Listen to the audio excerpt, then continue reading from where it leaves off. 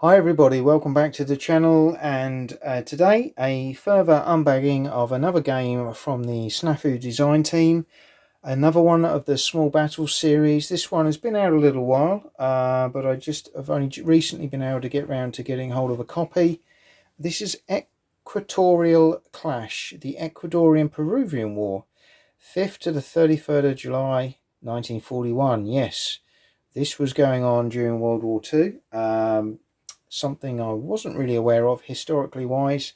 Again, tickled my interest because it was something very different and something I hadn't heard of. Again, part of the Snafu design ethos is to remember those conflicts that are often forgotten in history and make sure we do not forget. This is a game by Marc Figueras, part of the design team.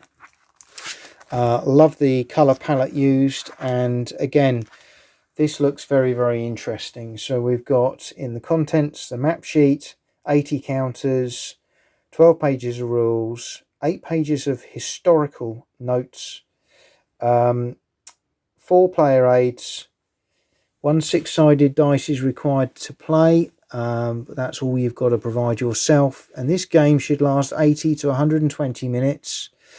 Is designed for 2 players with medium complexity.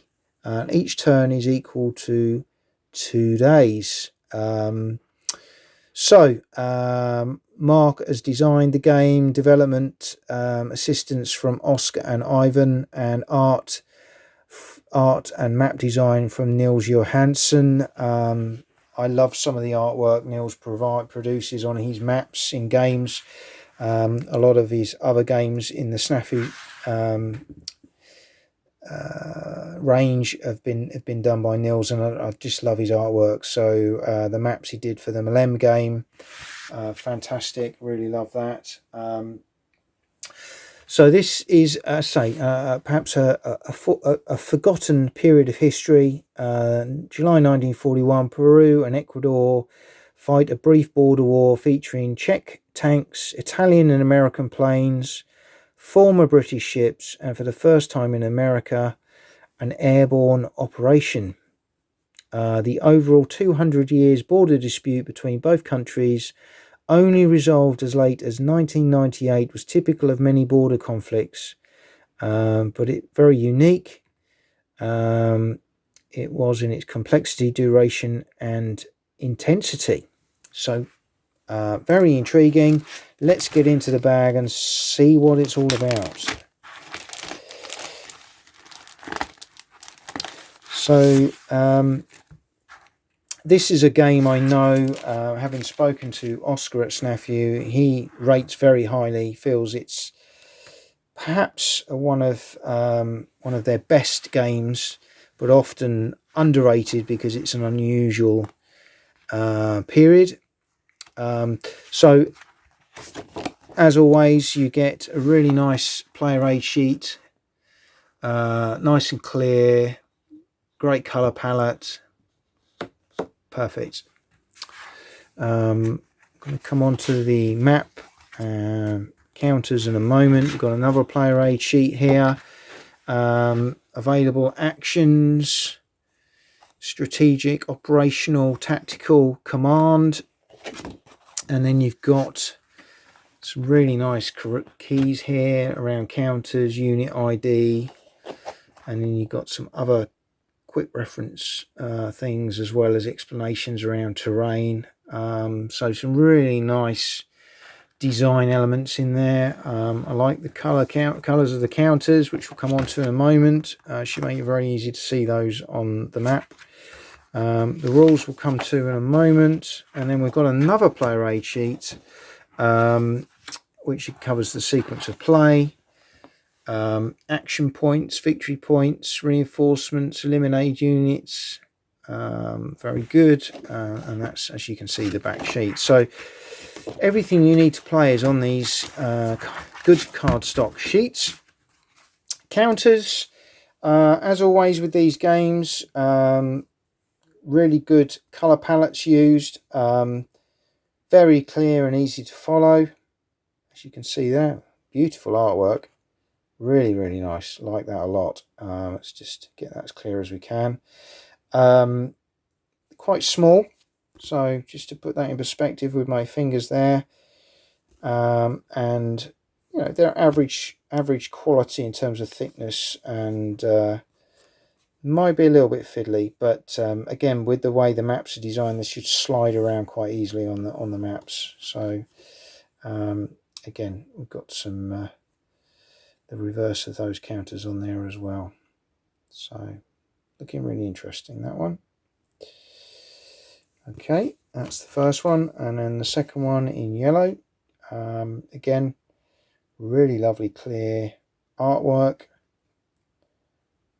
Some really nice design elements in there. Again, very easy to understand, clear, very clear on there as well. So as always, like that. Let's have a look at the map, because I'm sure this is going to be very intriguing to a lot of people. Now, this map is quite big.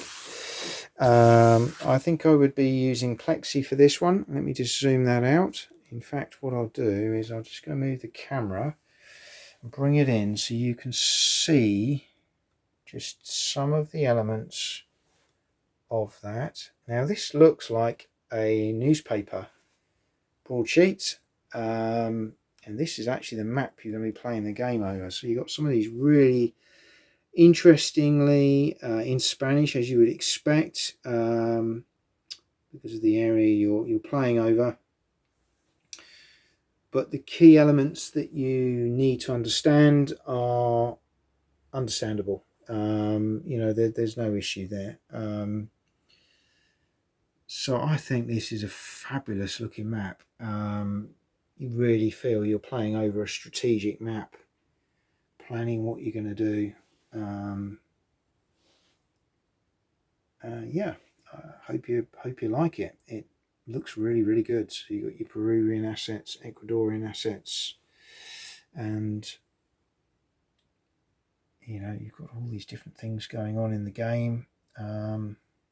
Really nice. The map looks beautiful. As I say, I love the color palette they're using. I think it really adds to the theme there. So really nice. That's the map. And then the rules in the usual sort of layout that you get with Snafu games. So these rules run to 19 pages with design notes, references making up the rear of the book. You've got a lot of history in here as well, which I really like. I'm going to read that first to understand what's going on. And then, you know, as you go through, again, you've got these really nice colour examples, black and white period photographs. Love that. Really easy to follow. Nice font sets used. I think they do produce some really nice rule books here at Snafu. You know, a lot of thought goes into the layout. Really good. You can see there again, lots of colour in the booklet, photographs. It just really gives you some nice historical flavour on chrome.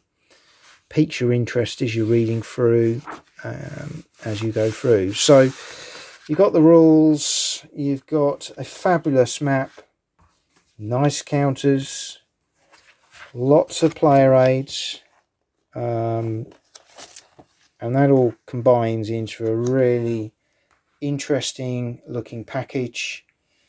Equatorial Clash, the Ecuadorian Peruvian War, 5th to the 31st of July 1941 from Snafu. Now, to finish up, I've got some exciting news. So, talking to Oscar at Snafu, and he's very kindly offered a second copy of the game for a lucky winner of a competition on the channel. So thank you, Oscar and the team, and I'm sure a lot of you would like to get your hands on this game. I'm looking forward to getting it on the table myself. So, what is the competition going to be? Well, very simply, if you are a new subscriber between now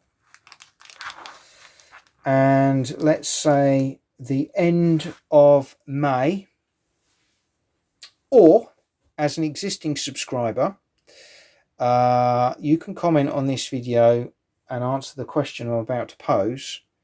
You will go into the potential draw. Now, as a subscriber, you will need to answer the question, because the question will determine the winner, and the winner will be picked by me, because the question is quite personal to me, and that is, I may be moving into a different, larger room in due course for my wargaming and board gaming hobby, and I would like to christen that room with a name. And as you'll see from lots of videos, lots of people have various names that they call their war rooms, operation rooms, bunker, whatever it might be. What I would like is lots of ideas from people watching the channel or subscribing to the channel. Just pop your idea in the comments under this video, and I will pick the one that I like and want to use when the time comes, and that person will get a copy of this game at my expense, posted to you. So, hope that's exciting and interesting. If you want to get hold of a copy of Equatorial Clash from Snafu Design, subscribe if you're new to the channel. But if you're not, or even if you are, please answer in the comments box with, what should Prasutagus, the Orwell Wargamer, call his new Wargames Board Games room when he sets that up later in the year. Hope you've enjoyed this video. Look forward to seeing and hearing your ideas, and hopefully one of you might get your hands on this great game. See you all soon. Thanks now.